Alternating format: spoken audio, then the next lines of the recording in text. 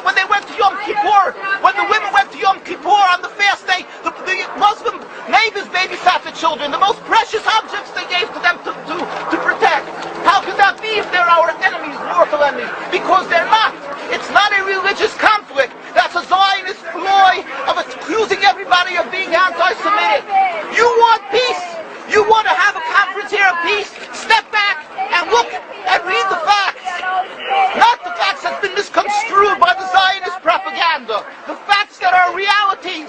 The facts on the ground. How we've been living for hundreds of years in Yemen, in Morocco, in Tunisia, in Palestine, in Egypt. What Arab land have not Jewish people been living together with Muslims without any human rights groups?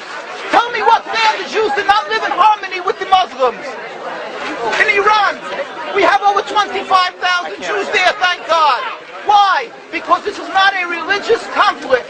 It's purely because of a political movement, a relatively new movement, which is antithetical, contradictory to the Jewish religion of thousands of years. Judaism is spirituality, a religion of compassion to emulate God.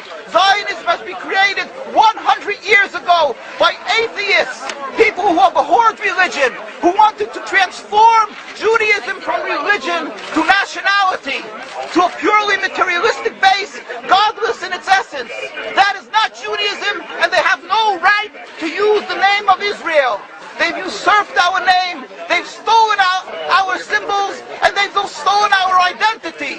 And they are causing death and destruction, year in and year out. For over 50 years, death and bloodshed has not stopped because of a pure ideological belief called Zionism. They sacrifice on their idol bodies, human beings, hearts, souls. They rent, they've destructed houses, they've destructed people's lives. What can we do about this? Let's step back and think. There is a solution with God's help. If we would put away the politics, then we could know that we've been living and coexisting together. We most profusely apologize to the Muslims, to the Arabs, what has been done to them. And then we can return and make restitution for what has been done to them. And then we will be able to live in harmony. Not an Israeli state, a one Palestinian state. One state as we have been living for hundreds of years. There will be peace. And you will see that this 50 years has been a nightmare, a mirage, and nothing to do. Pure fear-mongering, that's what Zionism does.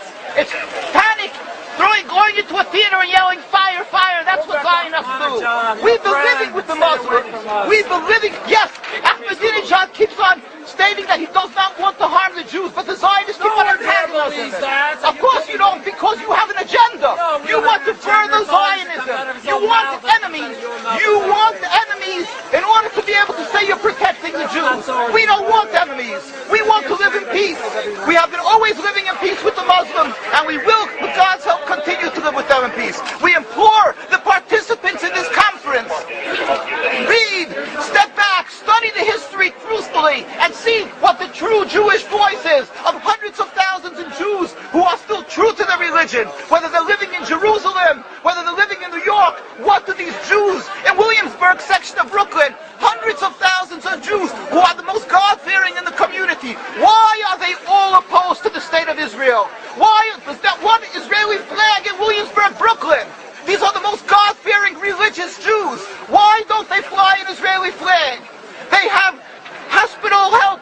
They have Hatzalah, ambulatories, and everything free of charge to help people. The most greatest charitable organizations.